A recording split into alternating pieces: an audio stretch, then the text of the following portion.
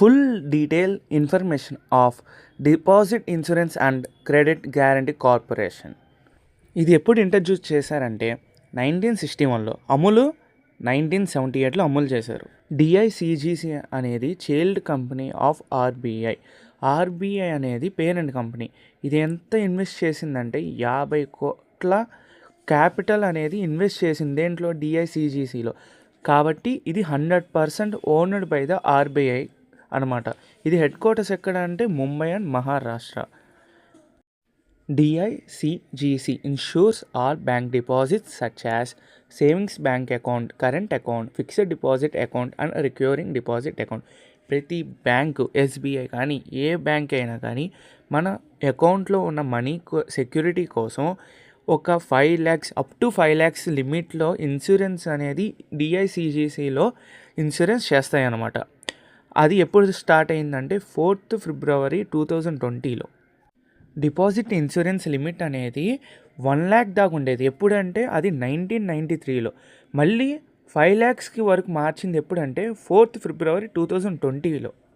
If we have deposits with more than one bank, the deposit insurance coverage limit is applied separately to the deposits in each bank. అంటే మనం ఒక బ్యాంకులో మనం ఒక account create చేసుకున్నాం ఎస్బీఐలో, కానీ మనం వేరే బ్యాంకుల్లో కూడా మనం ఒకవేళ అకౌంట్ క్రియేట్ చేసుకున్న ప్రతి బ్యాంక్ అకౌంట్కి మన ఈ డిఐసిజిసి అనేది ఇన్సూరెన్స్ అప్లై చేయబడుతుంది. అనేది ఎలా ఉపయోగపడుతుంది అనేది, ఎలా ఉంటుంది అనేది కూడా ఇప్పుడు ఎక్స్ప్లెయిన్ చేస్తాను. మల్టిపుల్ బ్యాంక్ అకౌంట్స్ అనేది చాలామంది ఎందుకు క్రియేట్ చేసుకుంటారంటే, ఎస్బీఐలో ఒకవేళ 6 lakhs పెట్టి సేవ్ చేసుకున్నారు, బ్యాంక్ ఆఫ్ బరోడాలో అకౌంట్ క్రియేట్ చేసి 3 lakhs, కెనరా బ్యాంక్లో 10 lakhs అనేది సేవ్ చేసుకున్నారు.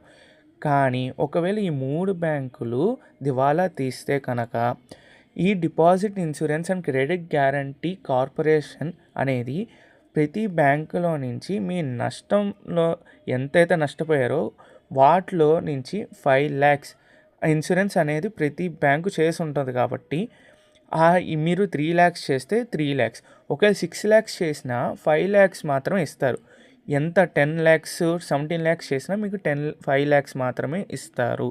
సో ఈ 3 అకౌంట్లు కలిపితే మీకు 13 lakhs మాత్రమే వస్తుంది.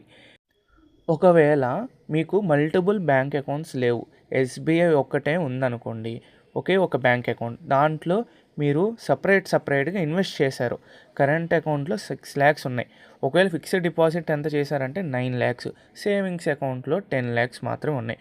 ఒకవేళ ఈ ఎస్బీఐ అనేది దివాలా తీస్తే మీరు ఇన్సూరెన్స్ క్లెయిమ్ ద్వారా ఎంత రావచ్చు అంటే 5 lakhs మాత్రమే. అందుకే చాలామంది మల్టిపుల్ బ్యాంక్ అకౌంట్స్ అనేది క్రియేట్ చేసుకుంటారు. సో దీనివల్ల ఎక్కువ శాతం నష్టం రాకుండా ఉంటుంది. As per the RBI guidelines, bank deposits with all commercial banks and cooperative banks are insured under DICGC. ఖచ్చితంగా ఆర్బీఐ రూల్స్ ప్రకారం ఖచ్చితంగా ఇన్సూరెన్స్ చేయాల్సిందే.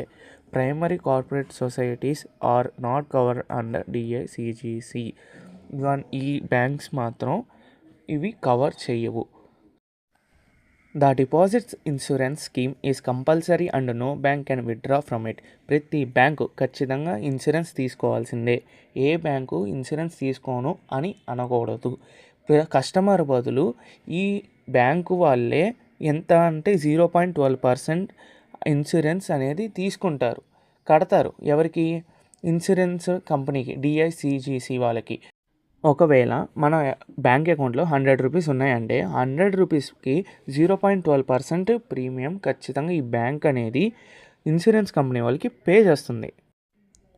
డిఐసిజి వాళ్ళు మీకు నష్టపోయిన అమౌంట్ అంటే ఒకవేళ 3 lakhs కనుక నష్టపోతే కనుక ఆ 3 lakhs అనేది మీ అకౌంట్లో 2 months కల్లా పడేలా చేస్తారు. లేదా 5 lakhs కన్నా ఎక్కువ అయితే కనుక 16 lakhs, 10 lakhs, 11 lakhs ఉన్న 10, 6 lakhs ఎంతైనా కానీ నష్టపోయిన 5 lakhs మాత్రం మీ అకౌంట్లో 2 months కల్లా మీ అకౌంట్లో పడేలా చేస్తారు ఈ ఇన్సూరెన్స్ కంపెనీ వాళ్ళు. All insurer banks are liable to pay the DICG deposit insurance premium for every deposit for the half year ending March and September. ప్రతి మార్చ్ కానీ సెప్టెంబర్లో కానీ ఖచ్చితంగా వీళ్ళు ఇన్సూరెన్స్ అనేది పే చేస్తారు.